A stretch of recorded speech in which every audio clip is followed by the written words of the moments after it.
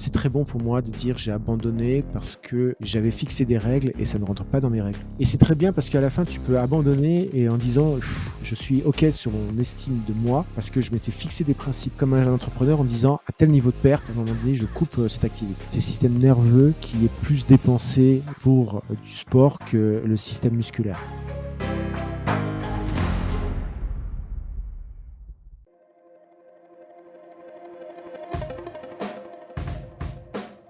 Bienvenue sur Les Frappés, le podcast sur le dépassement de soi et l'aventure. Je suis Loïc Blanchard, entrepreneur, coach et préparateur mental certifié. J'ai été pendant plusieurs années sportif de haut niveau en judo avant de quitter les tatamis pour me consacrer à des sports de plein air comme le triathlon ou partir m'évader sur des treks engagés. Récemment, je suis devenu finisher de la PTL, un ultra-trail de 340 km autour du Mont Blanc organisé par l'UTMB. Depuis la création des Frappés en 2020, j'ai deux objectifs. Le premier, c'est de vous faire découvrir des univers fascinants, qui font rêver. Avec mes invités, on ira naviguer sur toutes les mers du monde. On participera à des expéditions dans les régions polaires ou en Himalaya. On découvrira l'envers du décor de l'entrepreneuriat et du sport de haut niveau. Et on partira en mission avec des membres des forces spéciales. Le deuxième, c'est de vous aider à croire en vos propres rêves et à passer à l'action grâce au partage de ces invités exceptionnels. On sous-estime largement ce dont on est capable physiquement ou mentalement et je suis convaincu qu'une petite conversation peut déboucher sur de grands changements. On a en moyenne 4000 semaines à vivre sur Terre, alors autant les vivre à fond. Il est physiologiquement impossible pour l'homme de courir 1 mile, soit 1609 mètres, en moins de 4 minutes. C'est ce qui était admis pendant longtemps jusqu'à ce que Roger Bannister y parvienne le 6 mai 1954. Et là, chose incroyable, alors que des milliers d'athlètes s'étaient cassés les dents sur ce chrono depuis des décennies, seulement 6 jours après l'exploit de Bannister, un second coureur parvient à passer lui aussi sous la barre des 4 minutes. En quelques mois, ils seront 37 et quelques années plus tard, plusieurs centaines. Cette anecdote, c'est pour moi la meilleure illustration du lien évident entre notre performance, sportive mais pas que, et notre mental. La question est donc de savoir comment trouver les clés mentales qui nous permettent de débloquer notre plein potentiel. Et c'est ce dont on parle avec Marco Pao, mon invité pour cet épisode bonus. Marco a une brillante carrière dans la finance à Londres, un univers exigeant dans lequel les notions de stress et de performance étaient son pain quotidien. Et c'est en voulant mieux comprendre les rouages de son cerveau, notamment lorsqu'il s'est mis à l'ultra, que Marco a entamé sa reconversion vers son activité actuelle. Si vous vous posez des questions sur le stress, la motivation ou encore certains outils comme la visualisation positive, ouvrez grand les oreilles, cet épisode est fait pour vous. Merci Marco, excellente écoute à vous les frappés.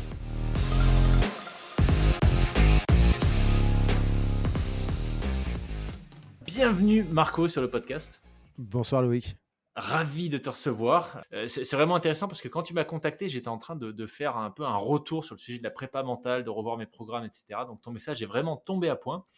Donc voilà, je l'aurai de toute façon précisé en introduction, mais ça va être un super échange plutôt orienté sur le sujet très vaste et extrêmement intéressant, passionnant de la préparation mentale, puisque tu es un expert sur le sujet. Ce que je te propose, c'est de commencer par peut-être par le commencement en fait, qui est Marco avant d'être un préparateur mental. Quel a été ton parcours? Quelle introduction. Bonsoir. Alors, je m'appelle Marco Paonessa. Par souci d'efficacité sur le réseau et autres, je m'appelle Marco Pao, PAO. En fait, je suis quelqu'un qui a 51 ans, qui a 20 ans de salle des marchés dans la finance, où très jeune, je me suis dit, mais c'est quoi? Pourquoi je suis stressé? Qu'est-ce qui se passe dans mon corps? Pourquoi d'un coup, sous le bureau, il y a ma main qui tremblote à certains moments?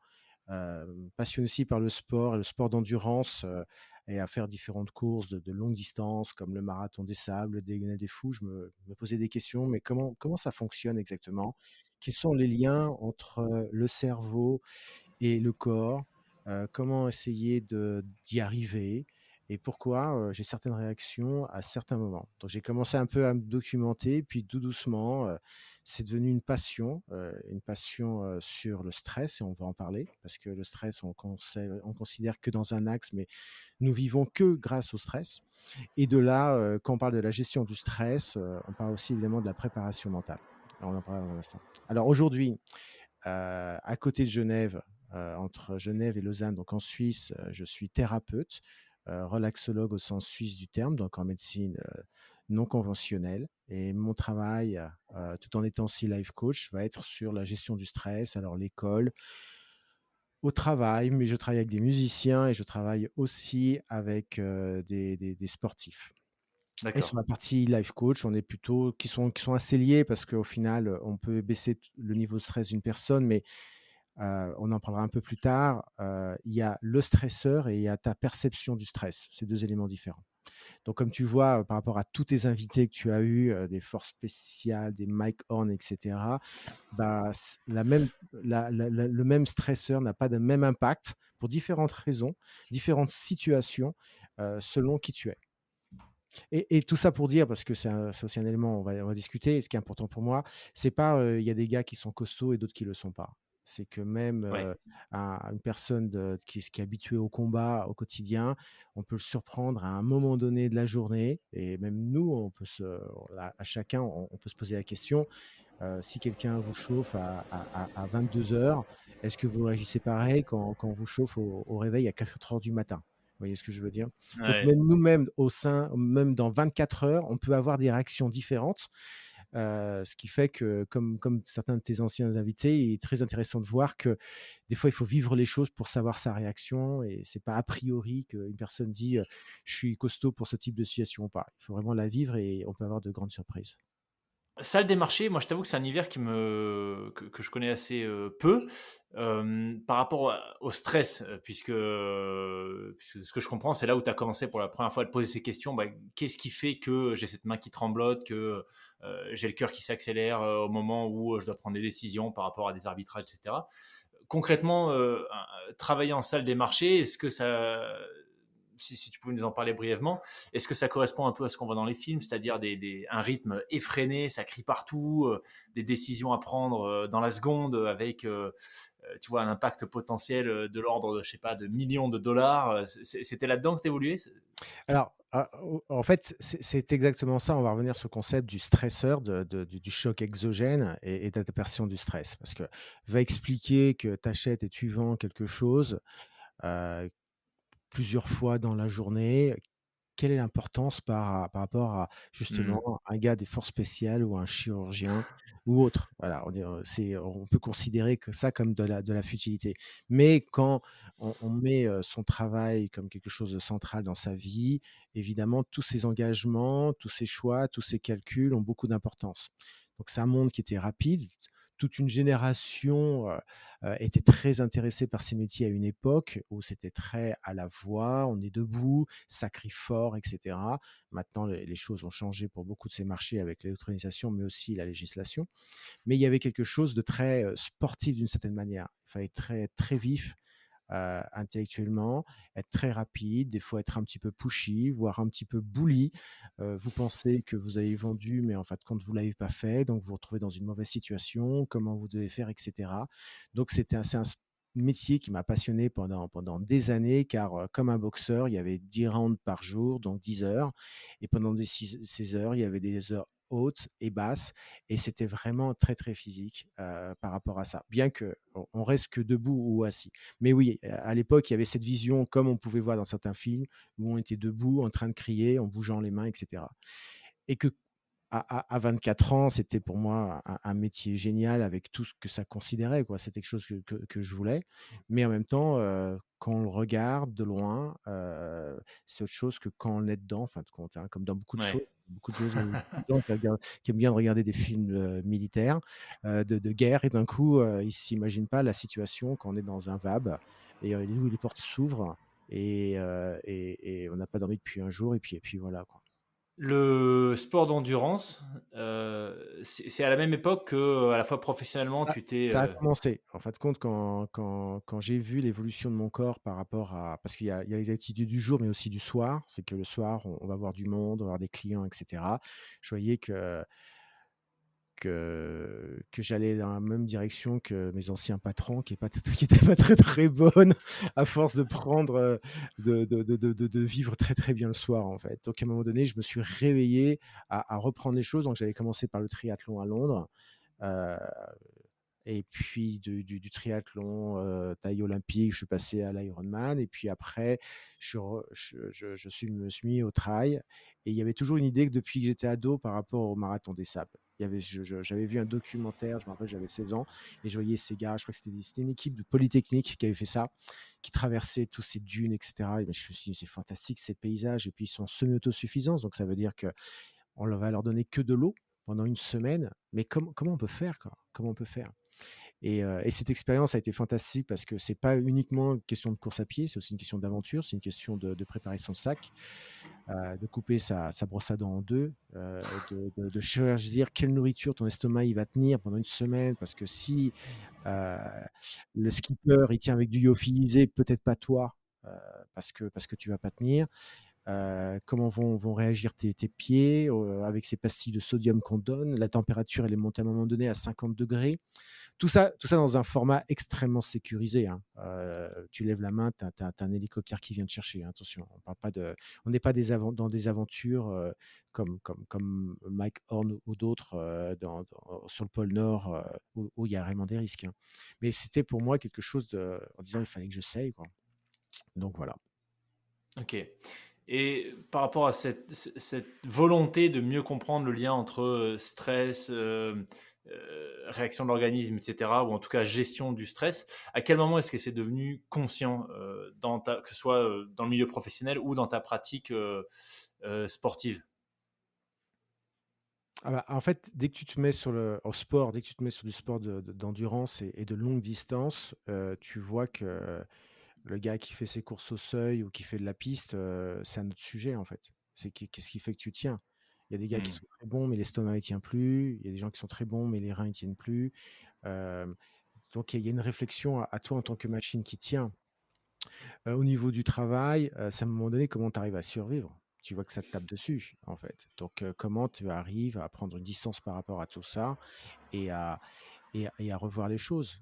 Généralement, cette industrie, comme toutes les industries du tertiaire, tous les 3 ans, tu as un nouveau patron, tu as machin, donc tu as un qui est bien, tu as un qui est pas bien. Bon, voilà, c'est des gens qui passent et tu dois faire le dos rond. Tu vois, la vie, et c'est ma clientèle que j'ai principalement, de cadres ou de gens dans les bureaux, c'est que contrairement à nos parents, vieillir comme dans les bureaux, ça se passe beaucoup moins bien qu'avant. Tu Hmm. regardes les stats des gens d'après 50 ans, en France en termes de taux de chômage, je ne sais pas si on se rend compte. Donc, ces histoires de retraite, c'est un peu marrant. C'est du genre, qui est au chômage et en pré-retraite à partir de 55 ans en France et combien coûtent les choses? Donc, il y a vraiment un mal-être par rapport à ça. Comment tu le gères, en fait? Comment tu le gères physiquement? Parce qu'il y a des outils. Donc, ça, c'est ma partie thérapeute relaxologue. Après, il y a aussi la partie coach de vie.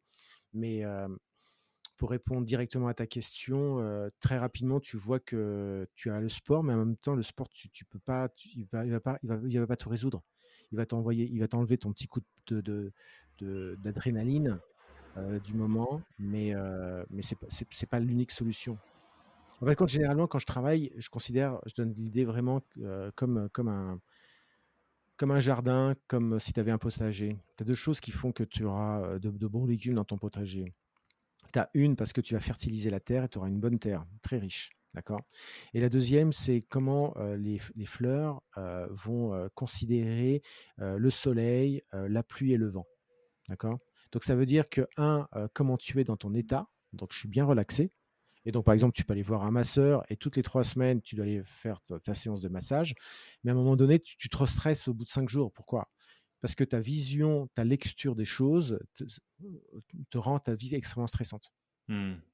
Et ça, c'est là où justement dans la partie, life coach, tu vois par rapport à la PNL où tu arrives à une transformation, à dire, bah, quand, l'autre il crie fort ou il fait une crise parce que tu as un patron qui fait une crise dans une salle et cetera, heu, à la fin, comment tu le considères? Est-ce que tu dire personnellement? Est-ce que c'est une autorité? Ça peut te faire repenser à ton père ou c'est juste un bruit dans la salle, quoi? Et le gars, c'est sa vie, tu vois? Ouais. Mais c'est vraiment passionnant ce sujet de finalement de perception, de lecture d'événements externes. Parce que tu l'as dit, en fait, combien de gens sont stressés au boulot qui pour autant n'ont pas un boulot où ils sauvent des vies ou où leur vie est en jeu, en fait. Tu vois. Moi, quand je me Et je vais reprojette, même chez... je vais Vas-y, même aller vas-y. plus loin je vais même plus loin que ça, excuse-moi de t'interrompre et après tu vas reprendre, mais j'ai remarqué un truc, c'est que plus ton job il est futile, plus la prise de tête elle est énorme. Et tu penses que c'est lié à quoi, ça? Je pense qu'on essaie de mettre du contenu dans pas grand-chose. Je pense que pour beaucoup de salariés, 80 de ton stress est lié en interne. Ça veut dire qu'en fin de compte, tu as le mec à côté, tu as le mec au-dessus, tu as le mec en dessous, machin bidule et que tu vois que si tu es tu as un job de commercial, quel est réellement le stress que te donne le client, en fait? Pas Ouais. vraiment. Tu as un gars au-dessus qui dit qu'il faut faire plus, mais en même temps que tu as pas les ressources. Tu as un gars à côté qui dit: «Tiens, je voudrais prendre ton périmètre parce que, je te sens faible et puis, tu es en fin de parcours». Tu vois? En fin de compte, tu regardes bien, et ça, c'est une chose aussi, on va discuter, c'est que dans ta vision des choses et ta vision du monde du matin au soir, il faut essayer d'avoir une bonne lecture. Ça demande une certaine éducation, ça demande certains outils, mais il faut essayer d'avoir une certaine, analyse des choses. Qu'est-ce qui est toxique? Qu'est-ce qui l'est pas? Qu'est-ce qui est important? Qu'est-ce qui l'est pas?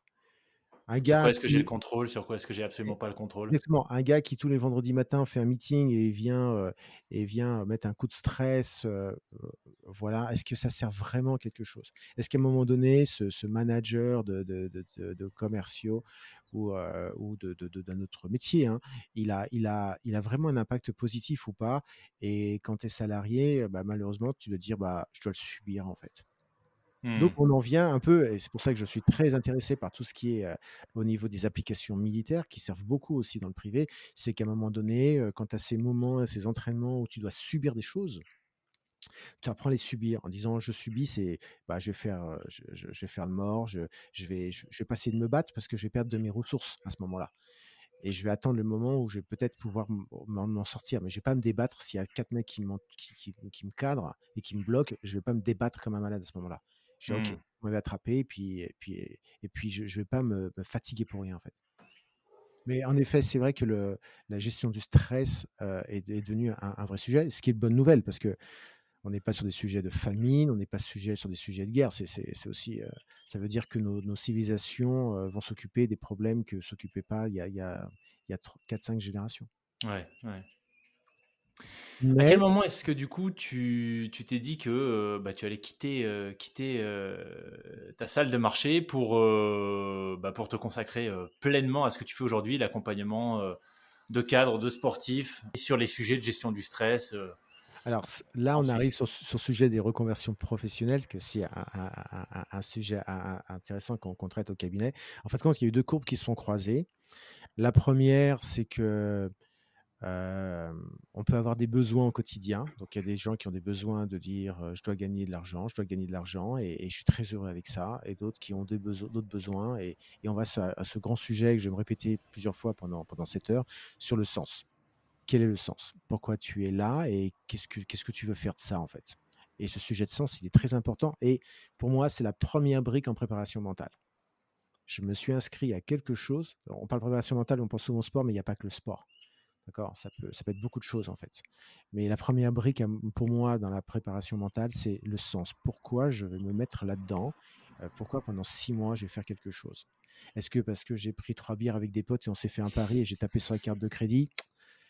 On connaît ce type de cas, peut-être qu'on l'a fait certains d'entre nous, mais on sait que ça va pas aller très, très loin. Il va falloir d'avoir un truc beaucoup plus profond que ça. Donc, il y avait un sens qui venait, ou même je vois en tant que manager, je m'intéressais plus à des sujets que d'autres, par rapport aux recrues, parce que j'ai beaucoup de respect pour, le métier de la vente, et quand tu as un jeune qui est à côté d'un autre et qu'il essaie de copier celui qui a l'air bon, a priori, il fait des erreurs. Donc il y a aussi cette question de personnalité et qu'il faut trouver son style par rapport à sa personnalité. Donc je voyais qu'en moi, il y avait des choses qui pour moi étaient très importantes et d'autres beaucoup moins. Et puis, en douce, j'ai commencé à prendre, à attaquer des cours, universitaires à distance, discrètement. Puis après, je voyais qu'au niveau du travail, ça allait pas, ça faisait trop d'un coup, donc j'ai calmé le jeu. Et puis de l'autre côté, j'ai eu beaucoup de chance parce que, lorsque tu fais ce type de métier, avec le temps, tu es quand même attaché à un produit, et ce produit, en fin de compte, allait dans une voie d'une législation restrictive et d'une digitalisation aussi assez importante. Dit en d'autres termes, mes compétences, étaient de moins en moins utiles avec le temps, ou que ça pouvait se passer en électronique et cetera et que j'ai profité de ça et que c'était un réel cadeau de dire, avec un magnifique timing, de dire, «Bon, je passe de ça à ça». Voilà. Excellent. L'opportunité dans le Alors, challenge je potentiel. le tourne, je le simplifie, je le tourne très Ouais. positif, parce qu'à un moment donné, quand tu as plus de 45 ans et tu te dis, «Je lâche tout pour faire une reconversion en partant de zéro et sans pédigré, comme ça», beaucoup de gens te regardent avec des gros yeux en disant: «Mais c'est pas possible, en fait». C'est pas possible, voilà. Après, quand le sens est très profond et puis vous avez fait des tests et vous sentez les choses, heu, voilà. Hein. Un des premiers freins dont on me parle souvent, tu vois, dans cette grande thématique de la reconversion, c'est l'aspect financier. Et c'est peut-être, tu vois, le sujet qui arrive en premier, ou en tout cas qui est le plus difficile à appréhender pour celles et ceux qui envisagent de se reconvertir. C'est comment est-ce que je vais faire à partir du moment où je lâche une situation stable avec un revenu, voilà, que je maîtrise, que je connais, qui arrive régulièrement, etc. Comment est-ce que ça va se passer financièrement? Toi, dans ton cas, ça a été donc visiblement, tu sembles dire que voilà, il y avait aussi cette opportunité, le fait que ton industrie évoluait, enfin ton secteur évoluait, et donc tu as sauté sur l'occasion. Mais est-ce que, enfin, qu'est-ce qu'il y a eu comme enjeux que tu as dû gérer dans ta reconversion? Peut-être les doutes, tu vois, les craintes, les zones d'ombre que tu maîtrisais pas avant de te Ah lancer pour non, de bon. ils sont évidents, ils sont évidents et c'est sûr que, ils sont évidents. En fait, tu remplaces, pour rester sur notre sujet, tu remplaces un stress par un autre, en fait. Hmm. Donc, tu as le salariat avec, certains éléments stresseurs et tu as l'entrepreneuriat, surtout au début, avec d'autres éléments.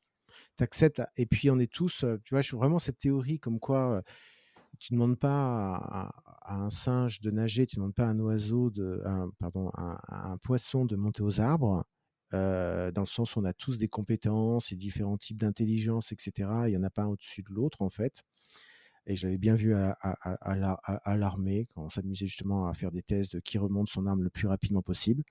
C'était pas le plus brillant en mathématiques qui le faisait, hein, mais c'était le plus rapide, et dans des situations de stage ou autre, je voyais aussi que celui qu'on pouvait considérer comme, voilà, en bout de peloton sur différentes choses, en fin de compte, il pouvait se montrer être le meilleur tandem que tu pouvais avoir après 3 jours, en forêt, en fait. Et là, c'est la même chose, et pour ça qu'on est différents. J'ai des amis qui sont dans cette industrie et qui acceptent avec une facilité, les attitudes, managériales, les revers, dans leur carrière, en disant: «Ouais, je m'en moque, j'y vais le matin, machin, et cetera», tu vois? Il y a d'autres qui disent: «Mais je touche pas». Et ça, tu penses que c'est inné, cette capacité à prendre du recul, en tout cas la différence de perception d'éléments externes, tu penses que c'est inné, que ça se travaille potentiellement? Alors, en fait, il y a des éléments, ça part, ça part de ton environnement, de la vie, ça part de ton historique, et de ta lecture de ton historique, en fait. Dit autrement, et on le voit surtout avec les jeunes, c'est que s'il se passe, quand tu es un jeune enfant et tu vois quelque chose qui se passe, hem et si on ne dit rien, et c'est des cas que j'ai, hein, et qui maintenant sont adultes et qui viennent au cabinet, et ben, la personne, l'enfant, il a vu quelque chose, on va dire, une sorte de violence ou un stress et cetera, et les parents lui disent rien du tout, en fait, et l'enfant va devoir par lui-même imaginer quelque chose. Malheureusement, il imagine quelque chose de mauvais, d'exagéré. Donc il faut savoir parler aux enfants, et il faut pousser à ce que nos enfants communiquent avec nous. Et après, il faut, comme l'enfant a dû créer l'histoire en disant: «Il s'est passé ça parce que lui a dû faire ci, lui a dû faire ça», l'enfant met en place en tête une sorte de programme en disant: «Eh ben, demain, si ça arrive, je vais faire ça». Donc je sais pas si c'est Mmh. clair, et là, on est vraiment dans la PNL. Donc beaucoup de choses sont faites qu'aujourd'hui, si tu regardes certaines de tes attitudes, et peut-être pas les plus nobles que tu peux avoir, Loïc, et ben, peut-être que tu peux réfléchir en disant: «Bah, en fin de compte, j'ai chopé un mauvais réflexe à une époque, en fait. Ouais. Parce qu'il s'est passé ça, j'ai dit des bêtises avec telle femme ou avec tel voisin, et cetera», et ça nous conduit. Et c'est aussi ça, c'est la partie très intéressante de mon travail, c'est d'arriver à comprendre ça et de trouver les bons mots pour créer la transformation, et on est encore dans la préparation mentale. on est quand même que peut avoir le sportif ou la gestion du stress, en fait.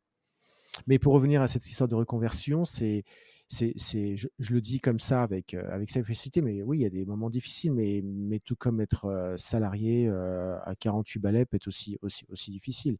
Donc, Hmm. oui, évidemment, il y a un moment donné, tu dis qu'est-ce que je fais? J'attends, je simplifie et j'embellis l'histoire parce qu'il faut être court. Mais ça passe par des doutes, par des choses. Tout de suite, étant donné qu'ici, l'ensemble de la population me voyait tous les matins partir au travail en short, parce que bon, pour t'entraîner un ultra trail, il n'y a rien de mieux que d'aller revenir du travail en courant. Si tu veux, tout de suite, j'ai réfléchi à faire du coaching sportif pour faire de la trésor, parce que je ne voulais pas rester sans activité. D'accord. Puis après, j'ai commencé à faire un peu plus, et puis voilà, et tu montes, et puis les gens ne t'attendent pas non plus, comme dans tout domaine. Et puis à un moment donné, les choses prennent. Mais c'est une très belle aventure, hein. Ouais. Une très belle aventure. Je suis assez d'accord avec toi sur le fait que finalement, enfin, c'est constamment c'est des trade-offs en fait. C'est qu'est-ce que tu es prêt à lâcher pour te retrouver dans une situation différente de celle dans laquelle tu es. Mais en réalité, on peut pas. Ça me paraît compliqué de tout avoir en même temps, tu vois. D'ailleurs, entrepreneur, c'est génial, d'un point de vue de liberté, etc. Par contre, faut accepter potentiellement l'instabilité financière, le doute, le fait que tout repose sur tes épaules. Donc effectivement, c'est un autre type de stress. Oui, et en fait, franchement, bon, j'ai rien contre les gens qui vendent des robinets mais tu vois, si j'avais fait, si le business, dans lequel je voulais me lancer, c'était de vendre des robinets, et j'ai rien contre l'industrie de la plomberie, bien entendu, j'aurais arrêté, en fait, j'aurais abandonné. Mais il y avait tellement de sens, Hmm. dans arriver à trouver les mots pour que les gens puissent changer en mieux, que dans la difficulté, j'avais un gilet pare-balles, en fait. Hmm. Quand je m'occupe de cas de jeunes personnes, et après il y a la maman qui vient me voir en pleurant en disant: «Vous avez tout changé, merci beaucoup». Ça vaut plus le cas où je pouvais me faire remarquer à une époque dans une salle, avoir levé tout le 10 ans, et que les gens n'aient pas compris ce qui se passait, et que je faisais une soirée pas possible. Ça a pas de prix, en fait. Donc en fait, derrière la reconversion, c'est surtout, quelle est l'idée? Et dans ce monde où on privilégie la forme et de quoi on a l'air, c'est le produit qui est important. C'est à un moment donné, si tu te passionnes pour ton produit, comme tu le fais toi, dans la difficulté, tu te dis: «Bah, non, non, je crois en produit». Si ça avait été un autre produit, je pense que j'aurais pas tenu, en fait. Hmm. Mais et aussi cette reconversion, elle a pris du temps. Encore une fois, je simplifie les choses, et parce que je suis un peu agacé d'entendre des gens qui sur les réseaux, qui sortent des choses très faciles, genre: «J'ai découvert, il faut unleash your power, machin bidule». Non, non, en fait, il y a des hauts, il y a des bas, il y a des doutes constants. On doit parler avec sa femme, avec d'autres gens, il y a votre gosse qui vous voit en disant: «Mais où tu vas?» J'ai fait des fois des séances à des prix ridicules les premières fois, heu, pour tester le chose, et puis après tu as ce concept, pour ceux qui s'intéressent, qui peuvent aller googler sur Ikigai, et sur ma chaîne YouTube, Marco Pao, j'ai fait une vidéo très courte pour expliquer. Tu vois, à un moment donné, c'est voilà, qu'est-ce que tu aimes faire? Qu'est-ce que les gens sont prêts à payer pour que tu le fasses? Hem, et tu testes les choses, et tu les testes, et ces choses-là, c'était dans ma tête. Je voyais que je les avais testées indirectement, par rapport à des choses personnelles, et cetera. Et puis il faut faire attention. Il faut être sérieux, en fait. Il faut être sérieux, donc à un moment donné, il faut lire, et dans ce monde, surtout non contrôlé, du coach et autres, tout le monde s'en va, donc bon, tu vois, il y a le syndrome de l'imposture, mais il y a des vrais imposteurs. Ouais, ouais, Voilà. Donc clairement. de là, il faut savoir, je dis pas qu'il y en a un qui a raison et l'autre qui a tort. Ouais, il y en a un qui a tort, c'est évidemment l'imposteur, et je respecte ceux qui subissent le syndrome de l'imposture, mais il y a tout un panel de couleurs entre le 0 à 100 qu'il faut glisser, en fait. Hmm. Ouais, tu fais bien de le rappeler, puisque s'il y en a qui ne le savent pas, qui nous écoutent, en fait, le métier de coach, alors on parle pas de coach sportif, hein, mais coach de vie, on va dire, euh, n'est pas vraiment, enfin, n'est pas du tout encadré. Donc, il y a quelques diplômes qui existent. Je crois qu'en France, il y a peut-être deux. Sur le sujet de la préparation mentale, il doit y avoir deux ou trois universités qui en délivrent une. Je crois que celle de Clermont délivre un diplôme. Mais voilà, sur le sujet du coaching en général, en fait, à peu près n'importe qui peut se déclarer coach du jour au lendemain. Donc attention, effectivement, quand vous décidez d'être accompagné, attention à qui vous vous adressez.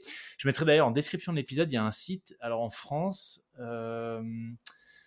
qui m'a partagé ça? Quelqu'un m'a partagé récemment un site. C'est un site de l'État qui permet de vérifier. Alors là, c'est plus pour la partie coach sportif, mais qui permet de vérifier les accréditations des coachs. Il suffit de rentrer nom, prénom, et puis en fait, ça, voilà, on peut vérifier qu'un coach à qui on s'adresse est bien effectivement diplômé de quelque chose de sérieux.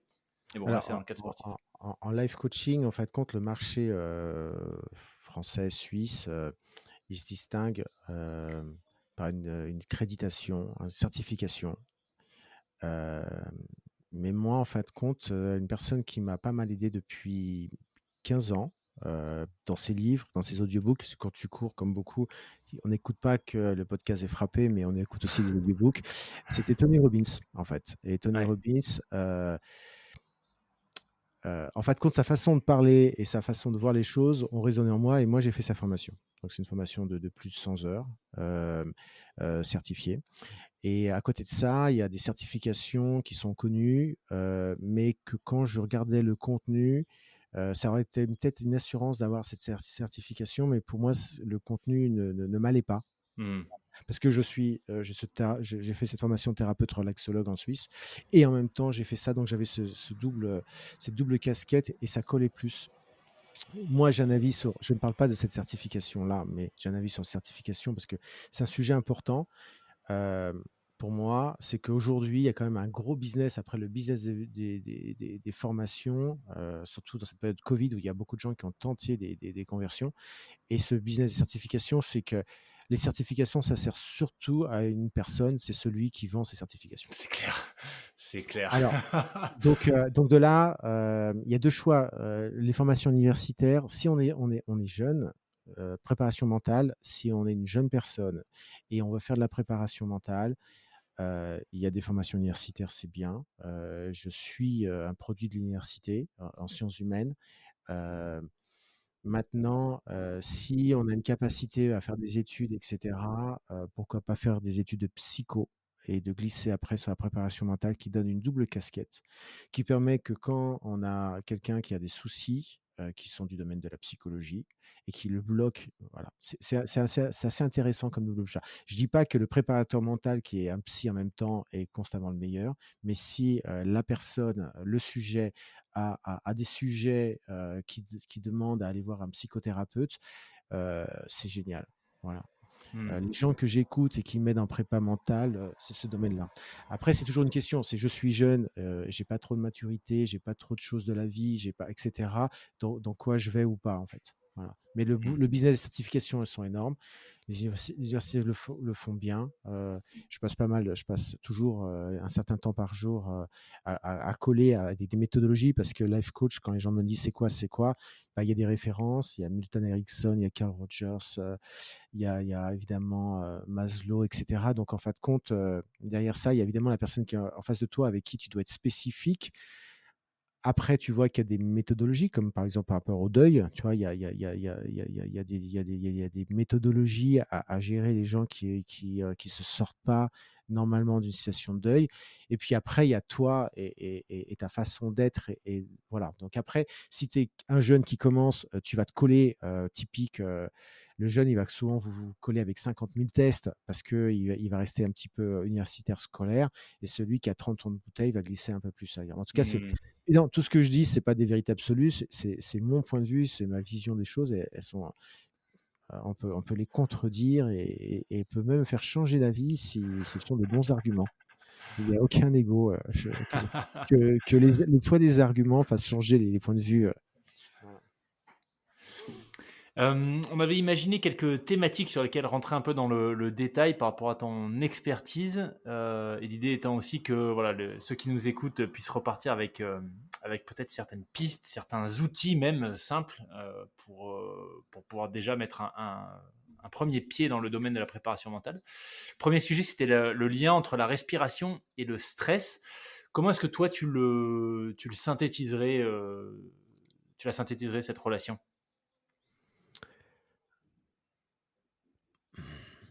Pas évident, Tu m'as hein. tourné la phrase. En fait, Loïc, tu m'as tourné la phrase. En fin de compte, on va prendre les choses autrement, si tu veux bien, pour que je puisse être clair. Parce que, en fin de compte, la respiration est un formidable outil. Et la chance qu'on a, c'est que on commence la vie avec une première inspiration et on finit la vie avec une dernière expiration.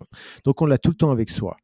On ne la respecte pas trop parce qu'on est dans un monde matérialisé et on pense qu'il faut prendre la queue de cerise à l'autre bout du monde pour trouver une solution rapide parce qu'on veut des solutions rapides.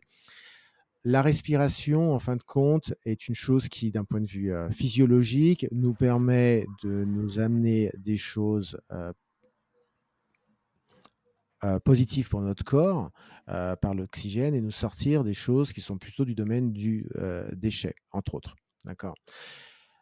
Pour être clair, et en même temps qu'il y a ce mouvement de ventilation, d'amener comme dans une usine, on amène des inputs et on sort des outputs.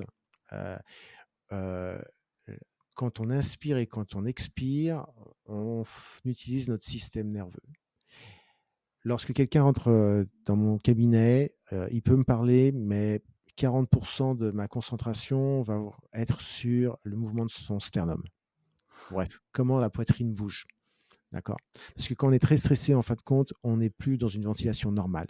Ça veut dire qu'on garde peut-être 80-90% de l'air vicié, bloqué, et on va juste utiliser ces 10% restants pour juste inspirer un petit peu.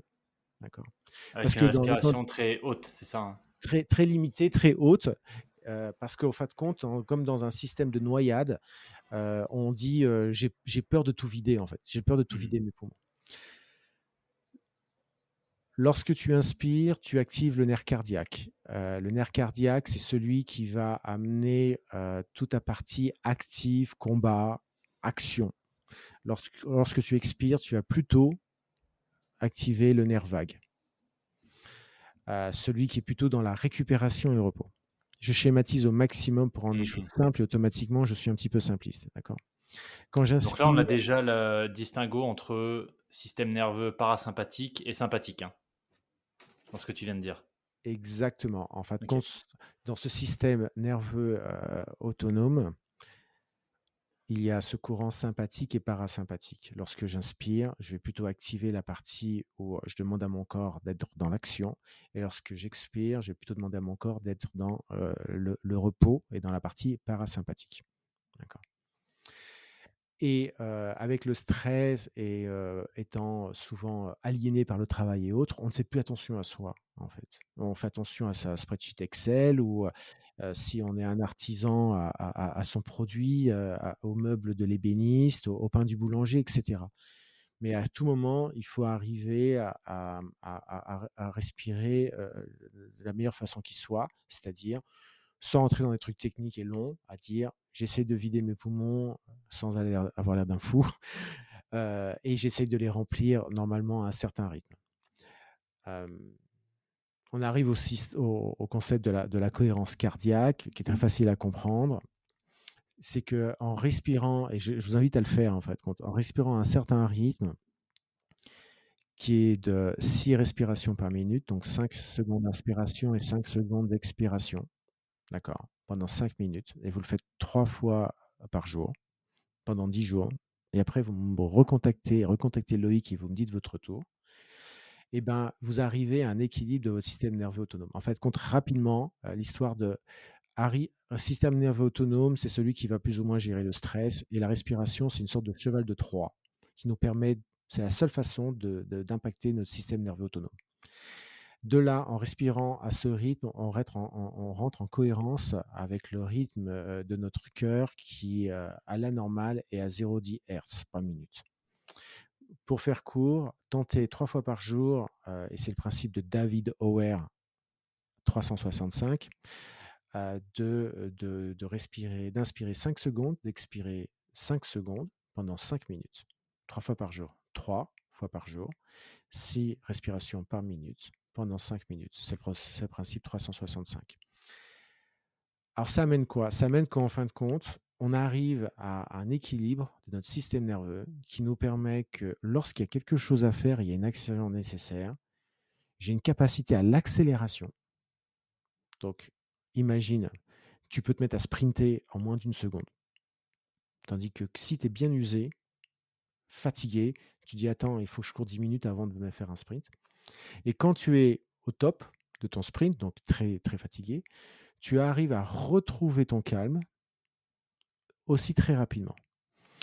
En fin de compte, on arrive à remettre une fluctuation, un esprit, je dirais, smooth et volatile de j'arrive comme lorsqu'on était môme et on voyait un ballon ou un papillon et on se disait: «Je vais courir après» et puis dès que je l'ai loupé ou j'ai tapé dans la balle, j'arrive à revenir au calme très rapidement. Et toi qui fais du sport, Loïc, tu peux voir que facilement, suivant tes situations, ta situation de ton niveau de fitness, tu peux voir que quand tu montes dans les tours, à un moment donné, il te faut beaucoup de temps pour que ton rythme cardiaque revienne à la normale. Par contre, que quand tu es plus assez fit et calme et tu reviens de vacances, tu arrives à revenir au calme rapidement. Et cette capacité qu'on a à descendre et à monter dans les tours montre une certaine flexibilité et un équilibre de notre système nerveux autonome. Donc, il y a différents exercices, comme celui que je viens de vous donner de cohérence cardiaque, mais il y en a d'autres où justement, on arrive à respirer correctement. Donc, au bureau, typique, j'imagine que je mets ma main sur le ventre et mon ventre doit avancer et reculer. Et j'essaie de respirer le plus doucement possible. Et ça, c'est impressionnant. Quand j'étais en salle de marché, je m'amusais des fois à avoir un capteur cardiaque sous ma chemise. Et suivant des situations, parce que là, je vais glisser sur le sujet du stress.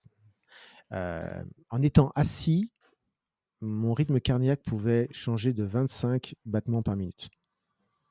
Donc, je Ah ouais. suis à 70, je suis à 70, pardon, donc 70 pour les Suisses et les Belges, à 95 en étant assis. Parce qu'il se passe un événement. Et de là, on va glisser sur le stress, en fait, parce que le stress, c'est une réaction physiologique du corps, d'accord. Et en fait, le stress est classé comme c'est un stéréotype non spécifique, dans le sens où c'est Hans Selye, c'est le grand maître professeur, qui a commencé à parler du stress comme un sujet en lui-même. Et c'est en fin de compte, je prends souvent l'exemple type que tu as 5 barbares qui débarquent dans ton salon ou que tu reçois un email de ton plus gros client ou de ton patron, ton corps, il va réagir avec les mêmes outils par rapport à ça. Et presque la même intensité. Et d'où on parle de l'apnée de l'email pour les gens dans les bureaux, par exemple. Mais ça peut être le WhatsApp pour un artisan plombier ou autre, où son plus gros client vient juste de le planter et puis il voit qu'il peut. Je souris quand tu donnes l'exemple parce que ce que tu partageais avec ton rythme cardiaque, ça me fait penser à une expérience que j'ai fait il y a pas longtemps. Depuis que j'ai commencé ma prépa pour l'Alpsman, là, j'ai régulièrement ma montre au poignet quand je dors, parce voilà, pour avoir le matin, si tu veux, le bilan de mon rythme cardiaque pendant la nuit, juste par intérêt. Et il se trouve que il y a pas longtemps, je suis allé regarder à combien je montais quand ma fille se réveille d'un coup et qu'elle se met à hurler. Et je passe de globalement entre 38 et 42, tu vois, quand je dors. Et tu regardes 2h50, il y a 2 semaines, 2h50 du matin, je suis monté à 152, tu vois, en, je pense, 3 secondes. Ouais. Donc, alors qu'il n'y avait pas 5 barbares qui déballaient qui déballaient dans le salon. C'était juste ma fille qui pleurait un peu. Et tu prends cet exemple-là et t'imagines que si tu avais une mauvaise hygiène de vie, on va en parler un peu plus tard, t'imagines que ça peut faire sur ta plomberie. Ouais. Si la moitié de tes tuyaux sont bouchés par différents éléments, passer de 38-40 à 150, tu vois où ça peut t'amener. D'un point de vue Clairement, ouais. cardiovasculaire, pas besoin de mots à donner, quoi. Tu vois. Ouais. Donc de là notre corps, pour passer au sujet du stress, arrive à gérer ses hauts et ses bas. Et En fait, le stress, à la base, qu'est-ce que c'est? C'est un événement externe qui est traité par notre cerveau et qui y associe un degré de risque. C'est ça, hein, de manière vraiment très basique.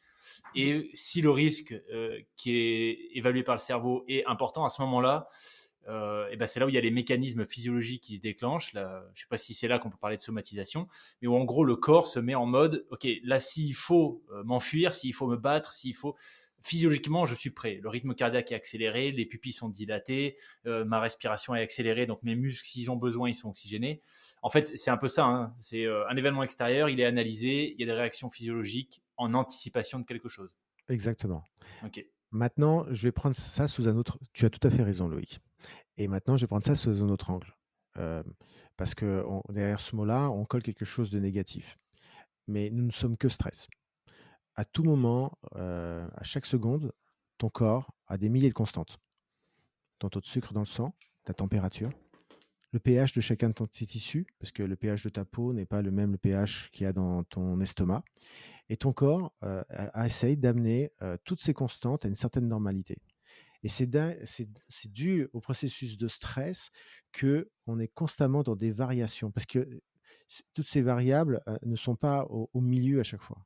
Il y a un peu trop de sucre, il n'y en a pas assez, température est constamment en train de bouger. Donc, notre normalité, et ce qu'on appelle l'homéostasie, notre capacité en intérieur à créer l'équilibre et la vie, fait que notre corps est une machine dont on n'a pas conscience, mais qui est constamment, par des processus de stress et de réaction, à essayer de maintenir des équilibres pour arriver à maintenir la vie. Comme tu l'expliquais, par rapport au stress dont on parle au sens premier du terme, c'est une réaction physiologique. Et donc, il y a un élément exogène, donc ça peut être un dinosaure ou des barbares. Et toi, tu as une vision de ces gens-là, parce que tu n'es pas un passionné de Jurassic Park ou des combats de barbares tous les matins à 5 heures en caleçon, qui fait que tu as une réaction. Et donc, la réaction, elle part de l'hypothalamus, elle va aux grandes surrénales qui commencent à travailler sur de l'adrénaline. Donc, Hans Selye, c'est la référence théorique, va dire qu'il y a 3 phases dans le stress. Il y a la première qui est une phase nerveuse, c'est une réaction nerveuse. Donc, pense à des câblages électriques, il y a un message.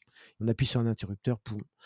La deuxième phase, elle est hormonale, donc ce qui amène que les gens, lorsqu'ils sont dans une phase continue de stress, vont commencer à avoir des problèmes d'équilibre hormonaux. Et puis après, si tout n'est pas résolu, on est dans une phase de fatigue et où ça ne va pas aller, où il y a la maladie. Dans ma façon de bosser, j'ai pas mal un axe sur la médecine évolutionniste en disant qu'on est quand même un produit de 150 000 ans d'évolution et tous ces outils, en fait, ces fonctions qu'on a, elles sont dues à tous nos ascendants, en fait, qui nous les ont transmis et nos évolutions avec le temps euh, sont très très lentes et nos 150 dernières années ont été révolutionnaires, en fait. Il y a 150 ans, à quoi ressemblaient tes grands-parents et qu'est-ce qu'ils faisaient exactement dans leur journée? Est-ce qu'ils avaient 50 ou 100 mètres de rayon de chips dans ta grande surface? Non. Donc de là, en fin de compte, les médecins, les spécialistes en médecine évolutionniste parlent on a une inadaptation de notre situation. Donc on a des fonctionnalités, mais comme l'exemple de l'email est très convaincant. On se rappelle tous de cette phrase de l'école primaire, on fait partie du règne animal et de l'embranchement des vertébrés. D'accord? Et donc, on doit réagir au stress par le mouvement. Donc là, on va à ce concept de flight or fight. Quand tu as du stress, tu bouges ou tu cours. Et nous, on a du stress et on reste assis. Donc, je t'injecte un turbo, comme tu pourrais mettre un turbo sur ta voiture, un liquide qui va surperformer ton moteur, et toi, tu restes assis. Donc, c'est comme si tu étais à fond sur l'autoroute et tu mettais ton frein à main, en fait. Donc, qu'est-ce qui se passe à l'intérieur de ton corps? Il y a une courroie qui va lâcher, il y a une pièce qui va casser. Bah, on est dedans, en fait. On est dedans. Donc évidemment, c'est mon deuxième pilier de travail, c'est qu'on est fait par le mouvement. Donc on n'est pas tous à vouloir courir, à vouloir être en anaérobie, en vouloir se passer dans des salles de CrossFit et parler de repas cueilleurs-chasseurs et donner des noms de militaires pour faire des burpees. Mais il y a aussi d'autres choses. Il y a d'autres choses. Donc avec certains patients, on va sur des exercices de tai chi, de qigong, des exercices lents et mous où on apprend à respirer, à expirer, mais le mouvement. Et dans le travail du stress, je vois au quotidien que très, très souvent, les gens se sont déconnectés complètement de leur esprit, à utiliser des psychoactifs divers et variés, parce qu'ils veulent arriver à se trouver dans des sensations, avoir des états, mais sans le corps. Des psychoactifs, Marco, c'est quoi? C'est de Heu, la des alcool, médicaments, en fait? Ouais, alcool, des poly ouais, médicaments, drogue, d'accord, mais à quel point, tu vas pas considérer le café est un psychoactif, mais bon, voilà, on va pas considérer que ça te met dans un état, mais en fin de compte, tout ce qui te met dans un état, dans un autre état, que l'état normal, parce que, dû à ce que tu as ingurgité, en fait. d'accord. Et donc, pour revenir à ces 3 phases du stress, en fin de compte, avec la phase de ré de d'alarme, qui est nerveuse, après la phase hormonale. C'est qu'à un moment donné, on a été cons ce turbo, en fait, il est là et prends le cas du dinosaure ou du barbare qui passe la rivière un matin, c'est que c'est fait pour que tu aies une réaction, statique. Genre, une réaction, momentanée, instantanée. D'accord? Quand tu es sur des sujets d'un stress long qui dure 2 3 ans, le corps n'est pas fait pour ça. Donc il y a très longtemps, quand ils faisaient des tests, en labo sur des rats où ils stressaient constamment, ils arrivent justement à cette phase 3, phase d'épuisement où, ils voyaient les biologistes comprenaient que les animaux, se créaient eux-mêmes des tumeurs en disant: «Bon, voilà, quand il y a plus d'espoir, qu'est-ce qu'on fait, quoi?» On arrête, en fait. Nous sommes construits pour que, nous répondions à un stress momentané. Par exemple, tu vois, les gens qui doivent suivre quelqu'un en fin de vie et qui pendant 4 ans, heu, ont cette situation et lorsque le deuil arrive, ils sont dans un état, déplorable en fait, parce qu'ils ont eu ce stress, pendant 3 4 ans et on n'est pas construit pour ça. Alors Mmh. comment on fait?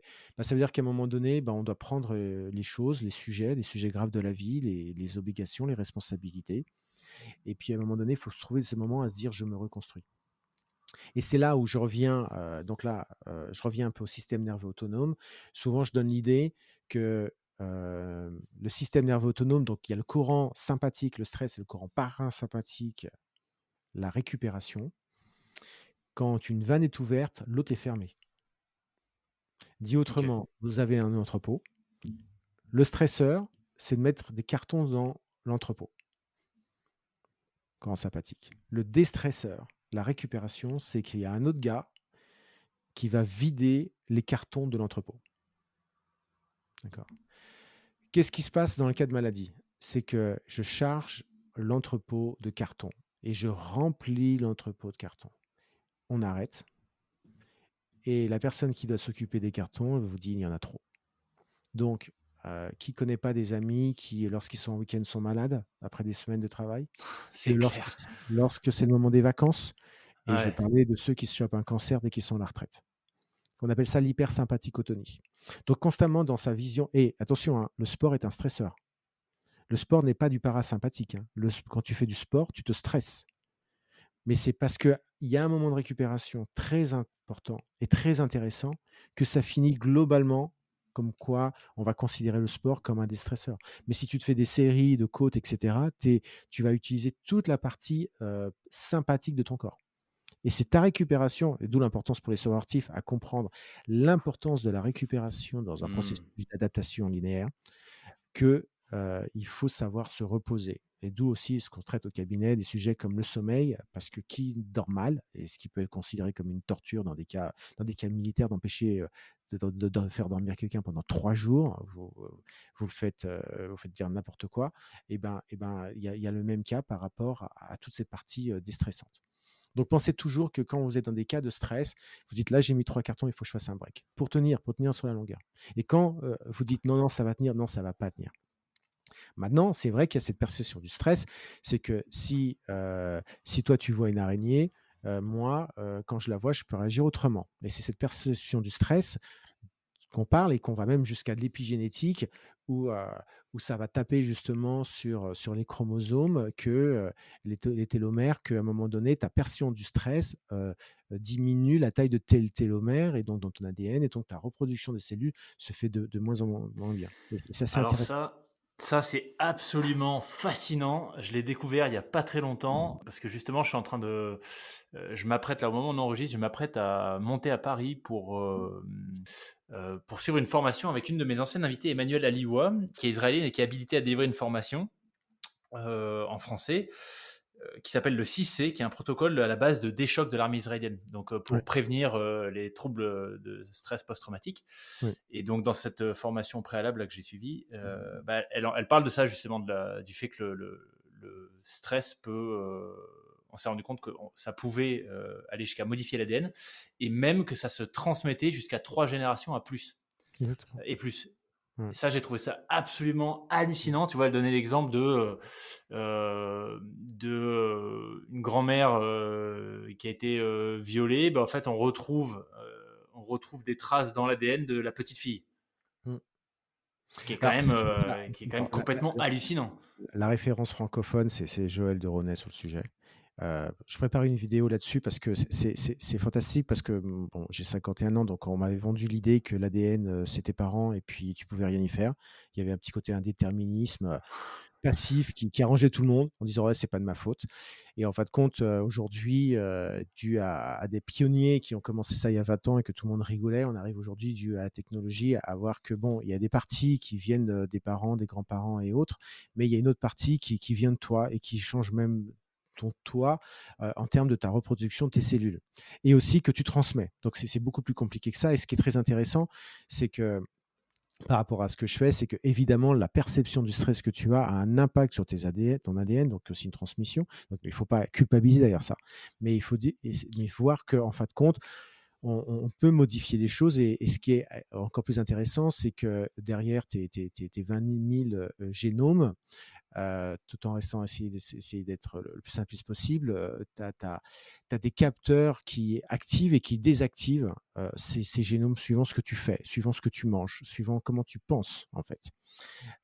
Si tu es dans un environnement, dans une communauté avec laquelle tu communiques, avec lequel il y a des exemples avec les petits-enfants en Roumanie et d'autres cas comme ça, où suivant ta vie sociale, quand je parle, c'est pas de réseaux sociaux digitaux, c'est est-ce que tu es dans une communauté où ça rigole, où il y a de l'amour, etc. Ça a un impact sur toi. Si tu es médisant et négatif, ça a un impact sur, si tu vois le mal partout, ça a un impact sur toi. Et c'est un sujet qui est méga intéressant parce qu'en fin de compte, tes actions dans ton quotidien impactent ton renouvellement cellulaire et celui de tes descendants. C'est qu'il y a C'est incroyable. un des moments de l'adolescence où on peut prendre de la cigarette ou d'autres choses. On dit ouais, c'est bon, je fume 5 ans, puis j'arrêterai comme tout le monde. En fin de compte, c'est à des moments précis de cette adolescence-là que se mettent en place certaines choses, que si justement il y a certaines substances comme la cigarette ou autre, qui auront un impact sur ton ADN pour toujours, en fait. Il n'y a pas de je fume pendant 5 ans, il y a pas d'impact. Donc, il ne faut pas être culpabilisant, mais en fin de compte, là où on arrive aujourd'hui en épigénétique, c'est extrêmement intéressant, surtout par rapport à ce que je travaille sur l'état intérieur des personnes et la gestion de leur vie, en fait. C'est très intéressant. Tu as des livres à recommander peut-être pour s'initier à l'épigénétique? Alors, Joël de Ronet, c'est la référence française. Ce que j'aime bien, c'est qu'il dit que ton ADN, c'est pas une partition de musique, mais c'est un instrument et c'est à toi de savoir faire la bonne musique avec cet instrument. Donc tout le monde n'a pas un piano et cetera. Donc, moi de mon côté, j'ai utilisé, bon, la révolution, j'ai un bouquin qui s'appelle La révolution, épigénétique. J'ai 2 autres références que je regarde sur mon ordi en même temps que je te parle. L'impact des émotions sur l'ADN Ok. de Nathalie, Zamateo et l'impact des comportements, sur l'ADN, avec, Marie Botman. Donc c'est là que tu vois que même tes comportements ont un impact. Et là, moi, ce qui me plaît par rapport à tout ça, sachant que je ne suis pas médecin et encore moins professeur et scientifique, c'est cette idée que ce que tu penses tous les jours, ce que tu dis tous les jours, qui tu fréquentes et que tu entends a un impact sur toi. Ce qui est à la fois hyper rassurant et hyper flippant. Parce que tu te et dis: «Mais punaise, toutes ces journées où j'ai eu des pensées négatives, je me suis laissé dès le réveil, tu vois, entraîné par, la mauvaise news, un événement que voilà qui m'a un peu plombé la journée». Bah, en fait, ouais. ça a un impact, qui va bien au-delà de ces 24 heures. Oui et en fait, tu le vois, je le vois pas mal avec les gens qui viennent me voir. Je leur dis déjà, calmez le jeu sur, toutes les relations toxiques que vous avez. Ouais. Hem, je dois sur ma chaîne YouTube, j'ai interviewé Anne de Montarlot et sa co-autrice qui sort un livre sur la rivalité féminine. C'est un super bouquin par rapport à ça, où c'est un sujet où c'est un sujet où quelle idée de le sortir en 2023 où il faut pas parler comme ça, mais c'est fantastique parce que ça met en lumière aussi, il y a beaucoup de choses, on ne se rend pas compte de ces doubles injonctions qu'on peut avoir dans la vie ou de ces côtés passifs-agressifs, et qu'à un moment donné, il faut se prendre sans exagérer, sans trouver des prétextes. Il faut voir qu'en disant: «Là, cette personne vient me dire ça et ça m'a fait du mal». Est-ce que je dois la subir parce que j'ai pas le choix, parce que c'est mon employeur ou parce que c'est, mon père ou ma mère? Oui, mais des fois, est-ce que j'ai le choix ou est-ce que je peux le prendre autrement? Et ça, c'est un premier travail et de voir qu'à un moment donné, tout ça a un impact sur toi et qu'on est vraiment une machine vivante, qui évolue par rapport à son environnement, je trouve ça assez passionnant Mmh. et évidemment, Complètement d'accord. quelqu'un qui dit du mal, de tout le monde tous les jours, fort à parier qu'à un moment donné, il est très dur aussi vis-à-vis de soi-même. Sujet absolument passionnant. Ouais. Respiration. Là, tu glisses sur le sport et l'endurance. Moi, ce que je m'amusais à faire, dans des cas où, par exemple, tu as une sortie longue de 70 de 110 kilomètres, 2e jour du marathon des sables, c'est que, par rapport à mes lectures, c'est que je pensais à ma femme et à mon fils au départ et il semblerait et je pense pouvoir le confirmer de mon côté, que lorsque tu as des pensées très positives, tu arrives à diminuer ton rythme cardiaque. Mmh.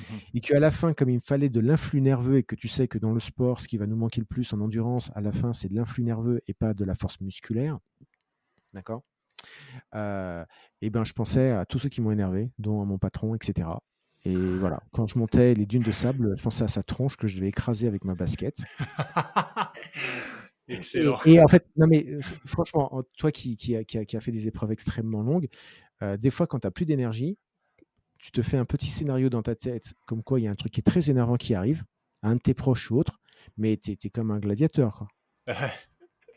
Bah, tu sais que chaque fois que je vais courir autour de chez moi, là où je suis plutôt sur de la route du coup, systématiquement quand je me fais frôler par une voiture ou un camion, bon, je pense que voilà, on parlait de facteurs externes, de la façon dont on le voit, etc. Bon, je suis peut-être un peu biaisé parce que j'ai une voiture qui m'est rentrée dedans en 2018, mais chaque fois que je me fais frôler par un camion ou une voiture, systématiquement, je regarde mon rythme cardiaque, 15, mon rythme de course 15-20 secondes après.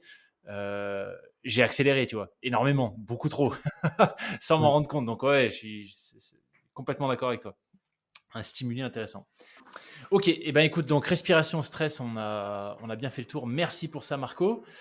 Préparation mentale, c'était le deuxième gros volet sur lequel on avait prévu d'échanger. Le cerveau est un muscle. Ce serait comme ça que tu t'introduirais la préparation mentale. Alors, oui, évidemment, biologiquement, c'est pas le cas. Il y en a un qui fait de la mitochondrie, pour pouvoir gonfler, être plus fort et puis l'autre, c'est plutôt, ce qui nous fera passer après à l'étape de visualisation positive sur, comment les neurones se lient entre eux et comment on structure justement ces liens. Dans ma façon de faire, au niveau de la préparation mentale, que ce soit pour un sportif ou pour un musicien, mais aussi pour un cadre, en fin de compte, lorsqu'on vient vous voir pour la gestion du stress, c'est une personne qui dit: «Voilà, normalement, j'ai un niveau, 100, de performance, de compétences, de capacité à communiquer, de montrer mes compétences et dû au stress, je suis qu'à 80, en fait, parce qu'il y a du mal-être, il y a de la souffrance». Et de la préparation mentale, la personne va dire: «En fin de compte, j'ai un événement que je veux», tandis que la gestion du stress, la personne ne veut pas cet événement.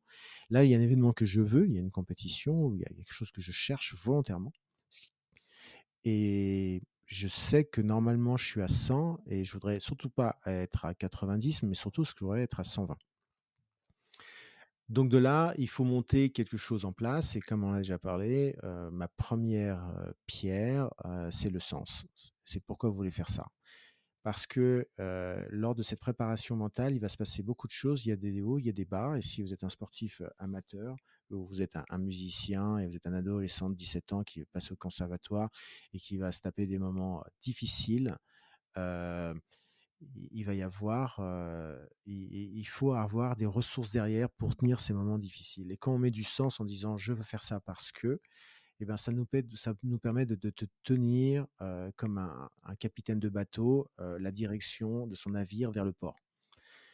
Et souvent lorsqu'on a on abandonne des choix, il faut pas être dur vis-à-vis de soi-même et souvent c'est ce qu'on peut faire parce qu'on a été attrapé par une publicité pour, un abonnement d'1 an dans une salle de sport et on sait tous que les salles de sport font un super business à voir que dès le mois d'avril, il y a 70 des gens qui viennent plus, entre autres, peut-être. Pas loin de ça en tout cas. Et que même soi-même, on s'est dit: «Tiens, il y a un truc qui me passionne» et puis on faut être honnête, on a arrêté au bout de quelques mois. C'est avant tout, c'est quel est le sens de tout ça?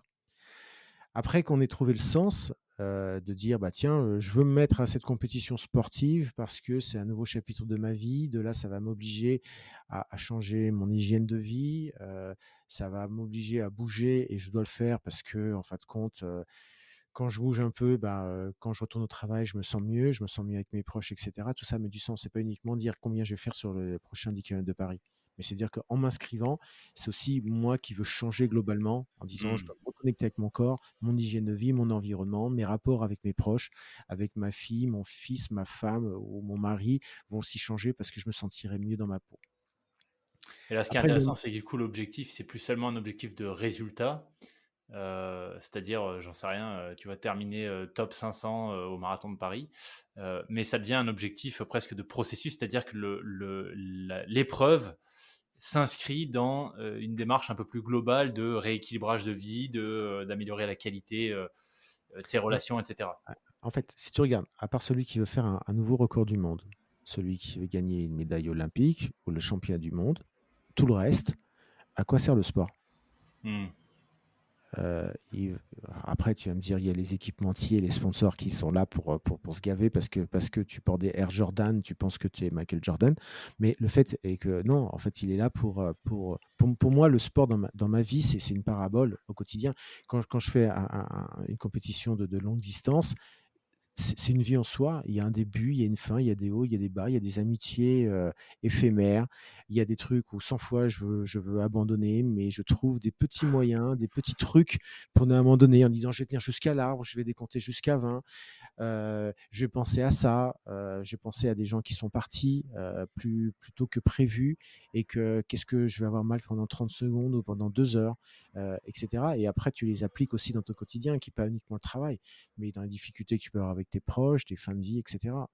Et le sport pour nous me semble être qu'un moyen d'équilibrer sa vie au niveau du stress, mais aussi de dire: «Tiens, ça m'a donné des bonnes leçons et j'ai appris sur moi» et cette partie Mmh. d'apprendre sur moi sont très importantes, en fait et du sens, en fait, tu passes à la démarche, qui va dire: «Comment je vais arriver?» Donc tu es à un point de départ que tu peux quantifier. C'est si tu es musicien ou si tu es un artiste. Je parle vraiment au sens large parce que préparation mentale, aujourd'hui, on pense qu'aux sportifs, mais un artiste C'est peut loin se mettre d'être en que le cas, préparation oui. mentale Ouais. parce que, voilà, parler de chanter devant tout le monde, passer des castings, il y a peu un entrepreneur peut être en préparation mentale parce qu'à un moment donné, il va peut-être chercher des fonds, il va falloir qu'il tienne, tête à des private equity pour avoir du cash, pour avoir de la trésor. Heu, donc après, il y a ta démarche, quels sont les outils? Donc tu as un point A, tu vas arriver à un point B, comment tu vas y arriver? Combien d'heures par semaine? Est-ce que c'est possible? Lorsque ton enfant, il a un niveau de 10 sur 20 en mathématiques, à la fin de l'année, qu'est-ce que tu vas lui donner des exercices pour avoir 20 sur 20? C'est pas possible. Amène-le à 12. Donc de là, automatiquement, voilà, ça c'est la démarche. La deuxième partie qui me paraît importante, ça veut dire, voilà, si dit autrement, si tu fais 3 heures, un 20 kilomètres, ne commence pas à penser que tu vas faire 1 heure l'année d'après. Ouais. D'accord? Ouais. Tu dis: «Tiens, je vais viser à 2h45. Combien de séances je dois faire?» Donc, comme un gestionnaire de projet ou n'importe qui prend une feuille et un papier en disant: «On part de là, où on peut arriver avec quoi?» Voilà. Après le troisième niveau, C'est grosso modo, pour moi, un sujet épineux qui est la motivation, sujet que je ne crois pas du tout. Je crois à un état d'esprit. La motivation, ça va, ça vient. La motivation, c'est on est motivé un soir. Quand on regarde tous ces jeux, télévisés, les gens ils disent: «Ouais, je suis motivé» et cetera. Voilà, en fin de compte, c'est derrière l'état d'esprit, c'est dans quel état d'esprit je suis. Si demain je veux faire quelque chose au niveau sportif, c'est que j'ai l'état d'esprit d'un sportif. C'est que je fais attention à ce que je mange, c'est que j'essaie d'avoir des règles de vie, c'est que j'essaie d'avoir des routines d'exercice et cetera. Et ça, c'est un deuxième sujet important qui construit ta préparation mentale. Donc on voit vraiment, c'est pour moi le concept de préparation mentale, c'est quelque chose d'assez structuré et de prendre un stylo, prendre un papier et de mettre tout sur la table. Parce que souvent, on est dans un monde, de matérialiste à l'achat compulsif et on se jette dans les trucs, souvent à s'acheter du super matos de professionnels et autres et au lieu de non, c'est plutôt du genre: «Je pars d'où? Qu'est-ce que je veux vraiment?» Voilà Ouais. et pourquoi je le veux? La quatrième quatrième règle, c'est vraiment justement les règles, en fait, compte. C'est qu'est-ce que tu veux? Voilà. Dans le monde du triathlon, on sait que c'est un sujet que c'est un super sport amateur pour arriver à un divorce, parce que ça prend beaucoup de temps. Voilà, il y a des articles là-dessus. À quel point je fais ça? Pourquoi je le fais? Lorsque tu fais une compétition, qu'est-ce que tu acceptes? Est-ce que tu acceptes, d'avoir un problème au niveau des reins? Moi, non. Est-ce que j'accepte peut-être d'avoir un doigt cassé? Oui, c'est en 3 mois, ça se reconstruit. Est-ce que j'accepte de risquer de tomber d'une falaise? Moi, non. En tant que père de famille et bien marié, ça m'intéresse pas. Voilà et ce concept des règles est très important parce que ça veut dire aussi à un moment donné, si tu acceptes d'avoir mal au genou pendant 2 heures, quand tu as mal au genou, tu fais: «C'était prévu». Donc ça, c'est le quatrième niveau pour moi d'être important, c'est que tu circonscris le périmètre en fait. C'est qu'est-ce que je vais accepter pendant cette épreuve, pendant cette année. Je m'entraîne pour un truc ou j'essaie d'avoir un job particulier. Qu'est-ce que je vais accepter? À quel point? Là, je m'étais lancé dans des études universitaires en plus de mon boulot. Je commençais le dimanche à 7 heures du matin. Il y a mon fils qui venait me voir pour qu'on aille jouer et j'en avais pour 20 heures. Au bout de 3 semaines, je me suis dit, mais ça ne peut pas tenir en fait. Je ne vais pas tenir 5 ans comme ça. C'est pas, ça tient pas en fait. Ça ne tient pas. Et ça, c'est important. C'est important parce que à la fois, surtout pour des choses sportives, c'est qu'on doit, si quand on a abandonné. C'est très bon pour moi de dire j'ai abandonné parce que j'avais fixé des règles et ça ne rentre pas dans mes règles. Tu vois, en endurance, il y a un Mmh. gros sujet sur les gens qui prennent des anti-inflammatoires pour faire des courses de longue distance, donc où c'est ridicule en fait. Si tu fais des courses de longue distance, c'est pour te tester à la difficulté. Donc si tu prends des anti-inflammatoires, c'est que tu veux plus ressentir la douleur et en même temps, ils se foutent les reins en l'air en fait. Donc c'est bien, comme une feuille de vol pour un pilote je me fixe les règles de qu'est-ce que je vais accepter. Bon, tu peux accepter une ampoule, tu vois? Et après je ne veux pas faire de jugement de valeur en fait. Chacun fixe ses règles et quand il dit: «Bah, moi j'ai abandonné», beh, j'ai abandonné pour ça. Mmh.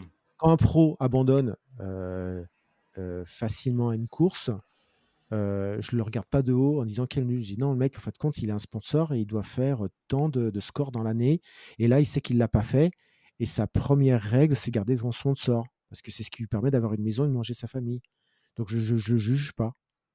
Il a fixé ses règles, et si un pote à moi, il s'arrête ou machin bidule, voilà. Ce qui est gênant, c'est quand on s'est dit, en fin de compte, il faut vraiment, essayer d'avoir une démarche, d'anticipation en disant, hem qu'est-ce qui peut se passer et qu'est-ce que j'accepte? Tu vois, dans l'histoire de l'ultra trail et du trail XL comme toi tu connais, il y a vraiment ce sujet qu'il y a des gens qui en perdent la vie.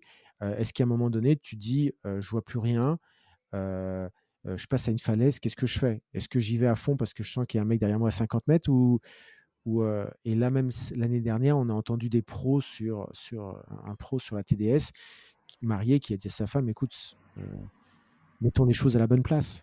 Et c'est bien parce que dans ces moments où tu te mets hors de toi et tu te pousses à fond, à un moment donné, tu peux perdre une certaine clairvoyance Ouais. par sens de la compétition ou du jeu. Et là, tu dis non, j'avais fixé ces règles comme un trader en fait, hein. Il se dit voilà, à moins 5 millions, je sais pas quoi, d'accord, c'est le chiffre que tu veux, je coupe la pause. Je coupe la pause. C'était prévu parce qu'avec l'émotion du moment, j'ai complètement oublié tout ça. Et c'est très bien parce qu'à la fin, tu peux abandonner et en disant: «Pff, j'ai sur l'estime de je suis OK sur mon estime de moi», parce que je m'étais fixé des principes comme un entrepreneur en disant: «À tel niveau de perte, à un moment donné, je coupe, cette activité». Ben là, c'est pareil. Et c'est important parce que ça te met sur la ligne de départ aussi avec moins de stress parce que le Eh stress de oui. la ligne de départ est très bouffant en glucides, mais aussi au système nerveux. Je le répète, hein, quand tu fais des tests, et on a un physiologiste, de l'université de Saint-Étienne qui est très bon là-dessus, qui est très reconnu sur, des gens qui font une course de plus de 24 heures, au final, c'est pas musculairement qu'ils sont fatigués, hein, c'est nerveusement. C'est le système nerveux qui est plus dépensé pour, du sport que le système musculaire. Ce qui fait réfléchir au stress du boulot ou des gens, parce qu'il n'y a pas que le boulot comme stress, hein. Il y a avoir un enfant qui a des soucis, avoir un parent en fin de vie, avoir un frère qui va pas bien, etc. Et tout ça tape sur le système nerveux. Le dernier élément, c'est mon cinquième dans ma façon de travailler à ce jour, c'est sur l'estime de soi et la confiance en soi. Donc l'estime de soi, c'est quelles sont mes valeurs par rapport à tout ça. Donc à quel point je vais faire un croche-patte à quelqu'un d'autre pour gagner. Et de là, en fait, c'est quelles sont mes valeurs par rapport à ça? Qu'est-ce que je pense que ce que je vaux? Et puis la confiance en soi, c'est est-ce que je peux appliquer ce que je pense, être et valoir? Voilà. Après, tu as tous ces outils, d'avant-course dont on va parler dans la visualisation positive, par exemple, les techniques de respiration qu'on a parlé un petit peu. Et puis aussi, et c'est ce que je conseille aux gens par rapport au sport ou à des choses comme d'autres domaines, hein, des gens qui font du théâtre ou autre, c'est tous les outils qu'on peut utiliser pendant l'épreuve, pendant le moment. Qui peut être aussi, je travaille avec des gens qui doivent prendre la parole, pour des examens, devant des jurys difficiles, et cetera. C'est que lorsque vous entraînez, donc je parle des outils pendant les épreuves, quelles qu'elles soient, quand vous entraînez à chaque fois, pensez que vous êtes dans la vraie situation du jour J, en fait. Hmm. Et vous dites: «Tiens, là, je commence à paniquer, tiens, je le vois», donc on n'est pas dans la visualisation positive dans le sens de l'imagerie mentale comme je fais, mais on est dans une anticipation en disant: «Voilà, ils vont être devant moi, ils vont être 2. Tiens, à un moment donné, je commence à bégayer, j'ai ma main qui tremblote, qu'est-ce que je dois faire pour ça? Tiens, en faisant certains exercices de respiration, je vois que ma main ne tremble plus. Ou peut-être qu'il faut que je fasse un peu de sport un petit peu. Et que si je cours 20 minutes à fond, eh ben, pour moi, ça me va. Ou parce que la tisane me va. Ou parce que c'est la méditation, c'est le yoga, ou c'est le pilate, etc. D'accord. Et à force, on se fait une sorte de petite boîte à outils. Et tu vois, toi, en tant que coureur, tu dois avoir la tienne en disant je tiens jusqu'à l'arbre qui est à 30 mètres, je pense qu'au prochain ravito, donc je travaille que par segment, etc. Et mettre en place cette boîte à outils, c'est quelque chose d'intéressant qui ne doit pas se faire avant la course, juste avant la course. Elle doit se faire au quotidien. Quand je m'entraîne, je dis tiens, là j'ai envie de m'arrêter, comment je pourrais faire pour ne pas m'arrêter? Tiens, je commence à avoir un coup de panique et mon cœur palpite et peut-être que j'ai envie de vomir ou autre sur la scène et il y a beaucoup de monde parce qu'en fait, quand il n'y a pas beaucoup, mais dans 3 semaines, il y en aura beaucoup. Qu'est-ce que je peux faire contre ça? Ah tiens, c'est vrai que hier soir, j'ai un peu fait la fête, je me suis couché tard, j'ai un peu picolé. Tiens, ce matin, j'ai pas pris de petit déjeuner, et cetera. Donc la préparation mentale, c'est comme la préparation dans le physique, dans le sens où, on doit l'intégrer le plus possible dans son entraînement, en fait. Hmm. Et je m'occupe de 3 personnes cette année sur un Ironman de triathlon. Très rapidement, on met ça en place, du genre, mets les mêmes fringues, heu, travaille certaines fois le départ à la même heure, mets-toi en position que tu vas avoir des petites vagues, de 30 centimètres, de tel sens, dans tel sens, prends-les, fais vivre. En fin de compte, la préparation mentale, c'est comment arriver à réduire l'écart, le delta, entre ton entraînement et ta vie de tous les jours et la situation au jour J. L'industrie militaire, comme si je peux m'exprimer ainsi, est très bonne pour ça. La technique des drills et de répéter, répéter, répéter, répéter, répéter tout type de situation et de les surprendre font qu'ils sont opérationnels. Ils et elles sont opérationnels, pardon, parce que justement, ils sont quand dans la répétition des conditions les plus, celles qui peuvent être qui peuvent le plus coller le plus à la réalité. Excellent point. On en parlait il n'y a pas très longtemps avec Romain Coursier, qui est un ancien des forces spéciales, première Pays-Bas en l'occurrence. Et on parlait des drills, justement, et de l'intérêt, tu vois, de répéter à l'infini les mêmes gestes, les mêmes déplacements, etc., pour finalement avoir suffisamment de clarté, ou en tout cas de disponibilité mentale pour traiter l'imprévu, puisque il y a Mmh, toujours des imprévus. bien sûr. Et donc, voilà, quand tu n'as pas à réfléchir à ton geste, que tu n'es pas surpris par les vaguelettes qui se croisent ou le coup de pied dans tes lunettes au départ de l'Ironman, tu peux te concentrer sur autre chose, des éléments, pour le coup, qui étaient moins anticipables. En fait, il y a 20 ans, il y avait une biographie de Tiger Woods qui m'avait marqué avec cette phrase en disant, il parlait de la pluie et j'ai eu mon petit moment golf qui est quand même assez mental comme activité. Pas très anaérobique, mais très mental. Qui parlait qui disait, j'avais retenu sa phrase en disant, «Je me concentre sur ce que je peux contrôler». Donc, si demain il pleut ou pas, je peux pas le contrôler.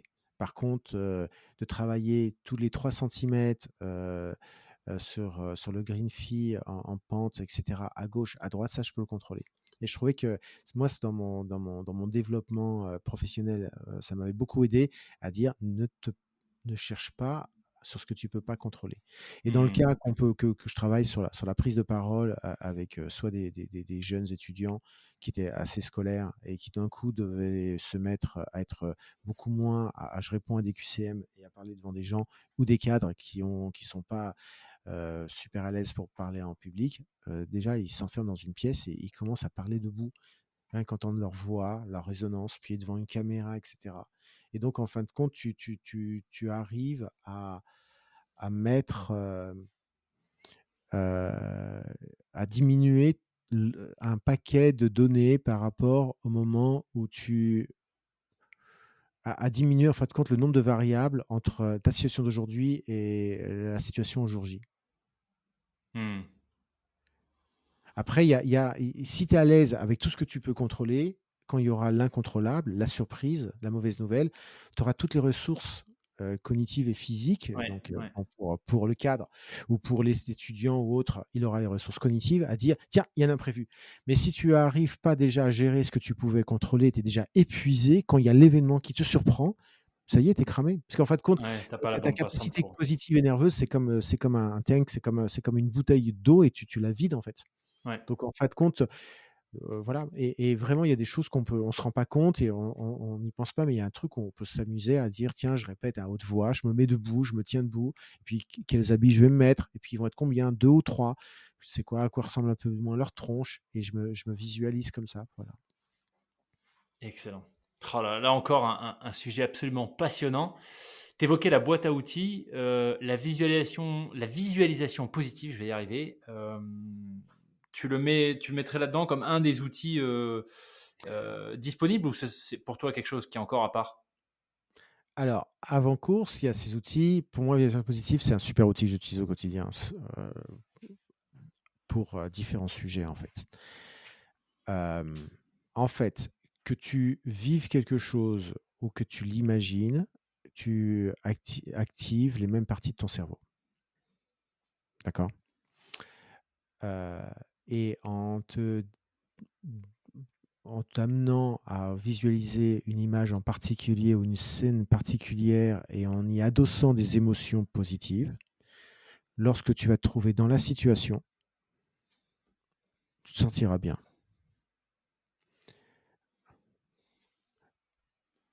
Ça prend le concept de plasticité, neuronale, dans le sens où chaque neurone peut se mettre en connexion avec 10 000 autres neurones.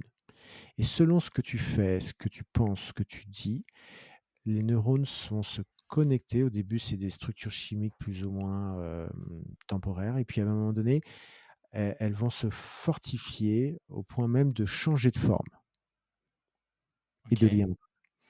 Dans le sport, on le voit, par exemple dans les sports de combat, pied-point, c'est qu'à force de faire une combinaison, je peux avoir une rapidité d'action qui me surprend. Donc, je ne sais pas si tu fréquentes certaines personnes qui font pied-point, mais en fin de compte, ils disent pas je vais donner tel coup, tel coup, tel coup. C'est genre, je fais la combinaison X. Et lorsque la personne va Mmh. poser sa garde ou se met dans une position, et ben, instinctivement, il va pas faire ces 5 mouvements. il va faire la combinaison, la chose et ça part vite. Et le kick qu'il peut te mettre, il va être extrêmement rapide parce que justement, il avait mis en place cette répétition et d'en faire peut-être 1000 par semaine, etc. Donc là, le fait, c'est que plus tu visualises quelque chose, plus tu le fais, plus à un moment donné, donc on part à la base sur la, l'étude de Basse-Lotto avec des basketteurs. Donc bon, très rapidement, il avait pris plus ou moins des gens du même niveau en basket. Il y a une équipe qui a que fait des tirs francs, d'autres qui a visualisé des tirs francs et d'autres qui n'ont rien fait. Puis ils ont vu les résultats que ceux qui avaient que visualisé étaient presque un peu moins, mais presque autant ceux qui s'étaient entraînés en fait. Donc, Incroyable. comment ça se passe? C'est qu'on va commencer par ce qu'on appelle une induction, c'est-à-dire que je vais te mettre dans un état, par rapport à des choses que je vais te dire, tu as un niveau onde alpha. C'est-à-dire que je vais te mettre ton état, ton cerveau va tourner autour de 8 à 13 Hertz par minute. Grosso modo, ça correspond un peu à ton état quand tu viens juste de te réveiller, au calme. Pas quand ton enfant a pleuré, mais juste réveillé. Et à ce moment-là, voilà, avec mes mots, on va dire qu'il y a une certaine globalité sur les différents hémisphères de ton cerveau qui fonctionnent assez bien en termes de relations entre elles. Voilà. Le jour où tu prendras un neurologue et tu en parleras avec des termes beaucoup plus scientifiques que moi, mais voilà, tu es dans un état où tu acceptes que les choses passent à différents endroits de ton cerveau. Et de là, suivant le cas, donc j'en ai comme, tout comme mes confrères et consoeurs, une cinquantaine selon les situations. Je vais te faire vivre une situation. Donc ça peut être la première généralement, et c'est que si les gens veulent tester, qu'ils me contactent et je leur donne accès sur mon site internet, ce qu'on appelle l'espace de sécurité. C'est que je vais te rappeler une situation dans laquelle tu te sens extrêmement bien et y mettre des émotions. Et aujourd'hui, moi qui suis de nature un peu speed et pas décontracté par nature, lorsque je dois parler devant des gens, et je sais que ça peut être un peu rock'n'roll parce qu'il peut y avoir d'autres coachs ou d'autres choses comme ça, etc. J'arrive maintenant en 90 secondes à me mettre dans un état où je sens mon cœur bouger dans mon thorax.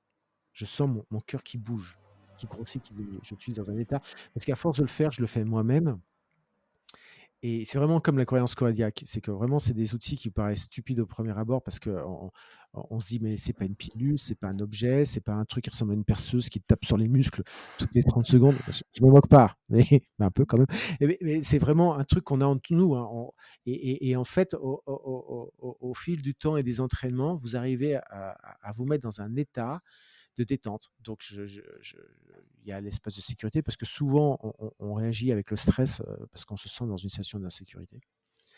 Il y en a d'autres qui sont plus par rapport au fait de prendre la parole. Il y en a d'autres qui sont les ruminations. Donc, le cadre, le soir, vous voyez, il se prend la tête parce que l'autre, il lui a dit ci ou il a reçu tel email. Le vendredi soir, l'autre cadre, il va pas bien, donc il va penser tout le week-end à un truc complètement ridicule qu'il va même oublier le mardi qui suit. Donc, on a des choses un peu spéciales, des choses qu'on ne peut pas oublier, mais qu'on va mettre de côté pendant 2 jours parce que c'est le week-end et qu'il faut le passer en famille. Donc voilà.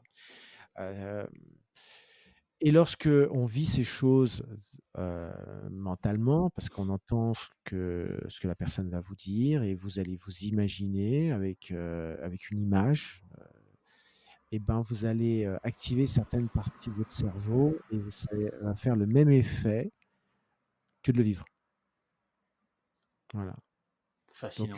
après on va pas perdre du temps, mais on tape sur des concepts de neurones miroirs, et d'autres choses. Mais je sais que je suis assez content voilà, sur l'ensemble des outils que j'ai, je suis assez content de ça, où, on peut arriver à être dans des états de décontraction sans se taper des sprints.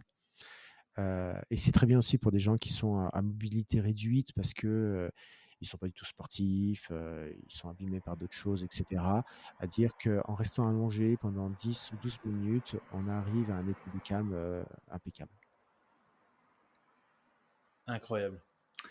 Punaise, ça fait un paquet de sujets à aller creuser entre l'épigénétique, la relation stress-respiration, les sujets de visualisation positive.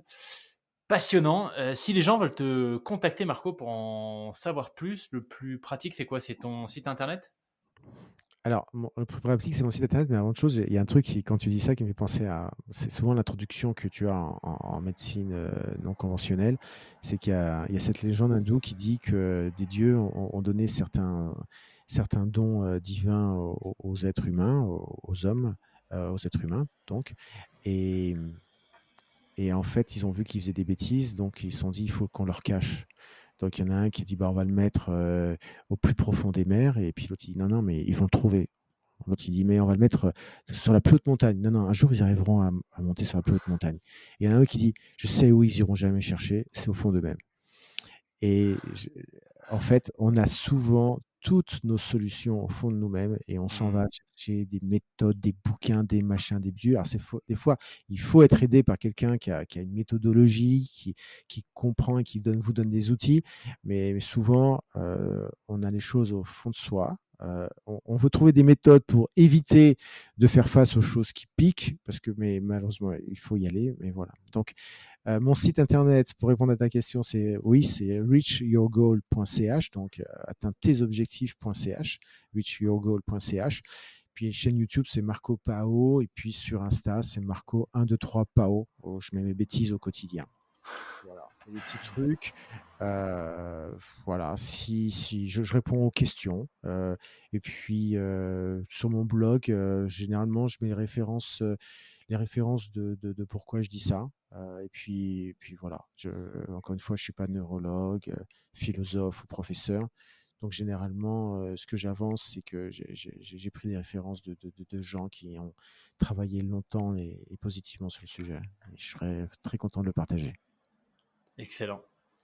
Écoute Marco, un grand merci. C'était un plaisir de découvrir ces différents sujets avec toi. En tout cas, de découvrir la façon dont tu les partages, dont tu les présentes. Très, très Bah, intéressant. Donc, je merci à mettrai. toi parce que j'aime pas mal ton podcast dans le sens où c'est des gens différents.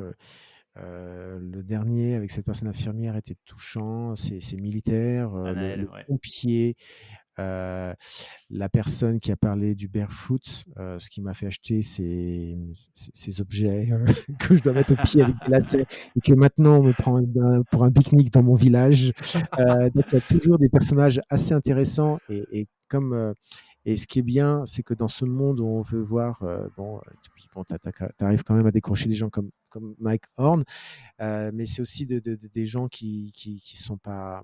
Alors, on reste toujours par rapport moi, mon sujet qui me passionne, c'est que on parle du gars qui a fait l'UTMB ou qui a fait ci, qui a fait ça, mais va parler avec une maman qui a une péridurale qui a été mal mise et qui a dû gérer le truc pendant 5 heures. Va lui expliquer d'écouter le gars qui a fait l'UTMB. Elle doit rigoler, Ouais. non? On va expliquer quelqu'un qui doit gérer un cancer et qui se fait opération sur opération parce qu'il se fait retirer des bouts d'intestin les uns après les autres, que lui, il a fait le truc, je sais pas où, au pôle Nord, mais voilà quoi. En fait, compte, il y a cette idée que la performance, comme on le voit, est pas très correcte à mon avis, et que et qu'il faut. Ce qui est important, c'est de trouver les outils pour faire face à ces choses de la vie et de voir que dans, pour nous tous, on a pu se bloquer des fois sur des choses bêtes. On voit les gens qui ont eu du mal pour arrêter de fumer, et puis dès qu'ils ont arrêté de fumer, ils se sont dit mais oh, c'est dingue à quel point mon cerveau il est puissant quoi. Ouais, Oui, complètement. c'est Ouais. C'est vrai que. Ouais. hors de question de fumer, alors qu'avant, il me faut 2 cigarettes avant de passer le bureau le matin Ouais, parce que je ouais. suis plus. Ouais. Excellent point.